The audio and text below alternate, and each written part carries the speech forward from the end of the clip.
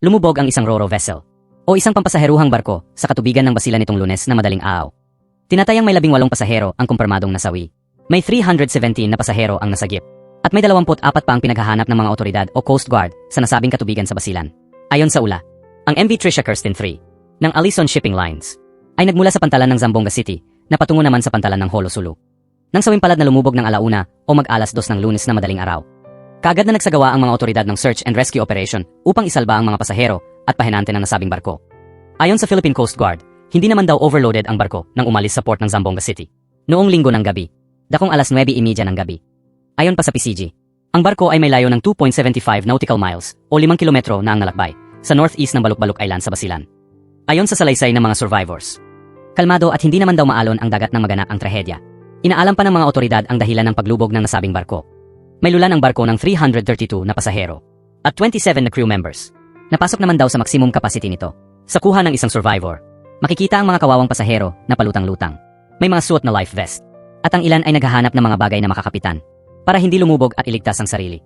Mga sumisigaw at humihingi ng tulong at saklulo habang nasa gitna ng madilim at malamig na tubig ng karagatan.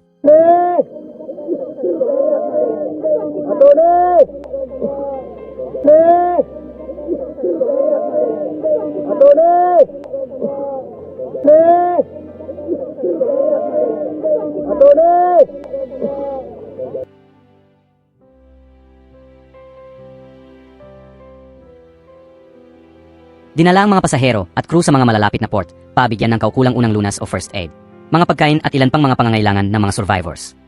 Ayon sa isang pasahero, bigla na lang daw na tumatagilid ang barko. At nagpanik na ang mga pasahero. Kaya kaagad silang pinapagsuot ng life vest at sinabihan ng mga crew na papalubog na ang barko. Ayon pa sa isang survivor, kaamihan sa mga pasahero ay walang life vest.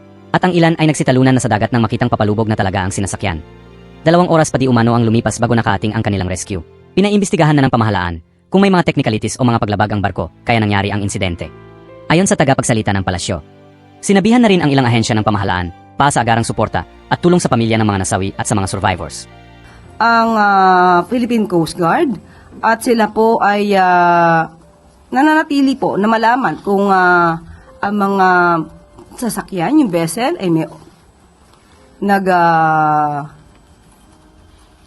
mas maraming maraming pasahero na sinasakay at kung sila ba ay lumalabag sa alintuntunin ng batas para to po sa proteksyon ng ating mga mananakay.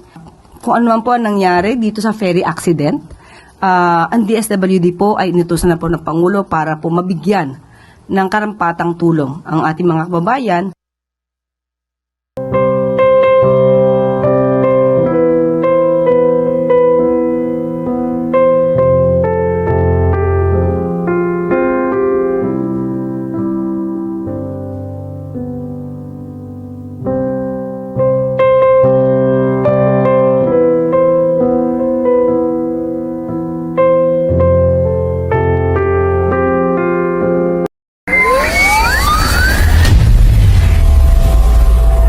For more video update, please subscribe, like and hit the notification bell.